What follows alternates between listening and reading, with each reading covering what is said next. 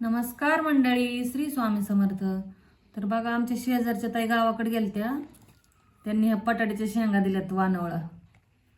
तर गावाकडल्या पद्धतीने मी याची साधी सोपीच भाजी करणार आहे. खूप छान लागतात खायला. एकदम असं नॉनव्हेजच्या भाजीसारखं काळ्या तिखटातलं बनवायचं. तर आता याला मी कापून घेते छोटे छोटे तुकडे करून. हे बघ, हे असे एवढे एवढे तुकडे करायचे. त्याच्या साईडचं असं काढून घ्यायचं. हे असं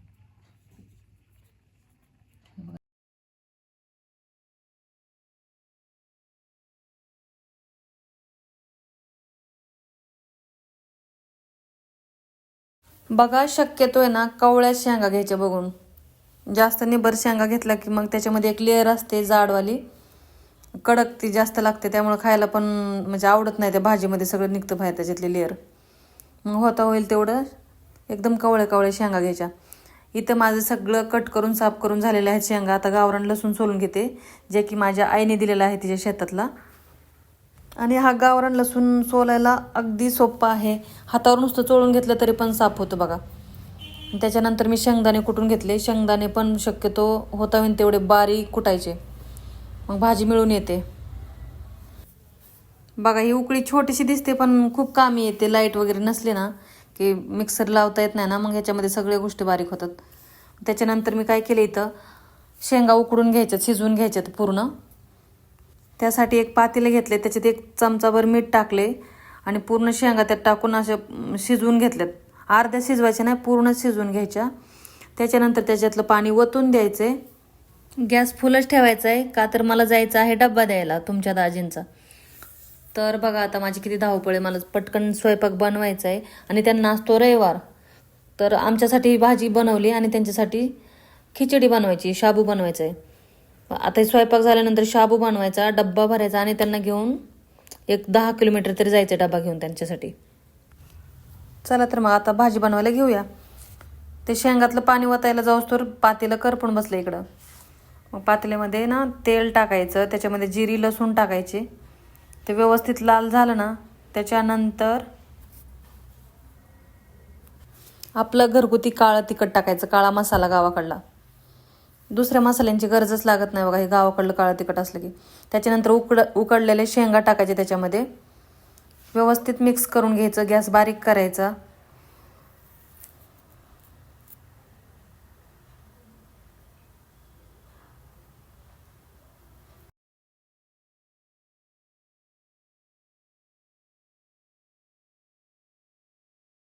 हे तेलात चांगलं परतलं. आता ह्याच्यामध्ये ना थोडीशी हळदी टाकायची, परत मिक्स करून घ्यायचं व्यवस्थित. कसला छान कलर आला बघा. आता चांगले फ्राय झाले ते. आणि शक्यतो याच्यामध्ये ना पाणी गरमच वापरायचं. तुम्ही गार पाणी टाकलं ना, भाजी व्यवस्थित मिळून येत नाही, त्याच्यावर तरी पण येत नाही. बघा, मी आता इथं पाणी गरम केले, त्याच्यामध्ये टाकले. किती छान तरी आली बघा.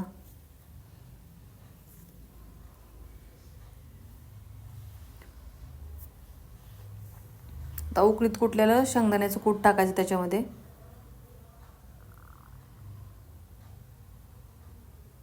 आणि व्यवस्थित मिक्स करून घ्यायचं.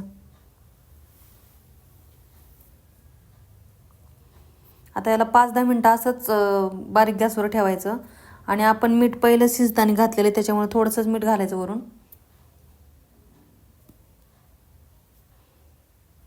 बघा, मस्त कलर आलाय, छान झाली भाजी. तुम्ही पण अशा पद्धतीने करून बघा. कोणी कोणी ही भाजी खाल्ली त्यांनी कमेंट करा. गावाकडल्या लोकांनी तर नक्कीच खाल्ली असन. त्यांच्या दारातच लावलेलं असतं हे शेंगाचे झाड वगैरे. आता याला 5 मिनटं असंच बारीक गॅसवर शिजवून देते. तोपर्यंत चपात्या लाटून घेते आणि खिचडी पण बनवायची. मला ते शाबू बनवायचा व्हिडिओ काढता नाही आला, जास्त घाई होती माझ्या मागं.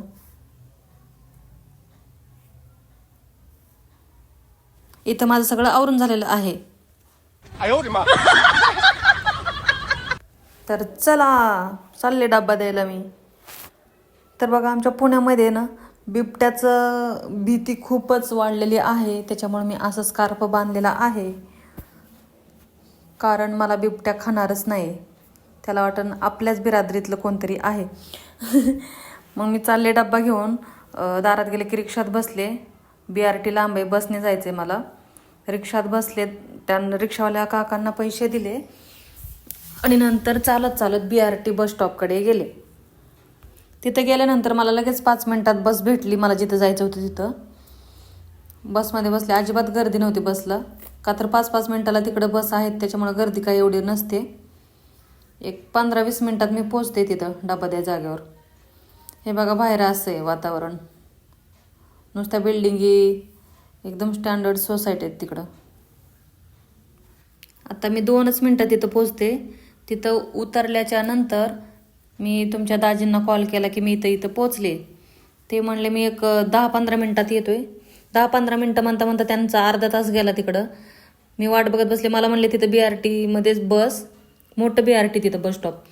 उतरल्यानंतर तिथंच BRT मध्ये बसले आणि टाईम जात नव्हता म्हणून समोर गेले. एक लस्सीचं दुकान होतं, तिथं लस्सी पिले मी. छान वाटलं.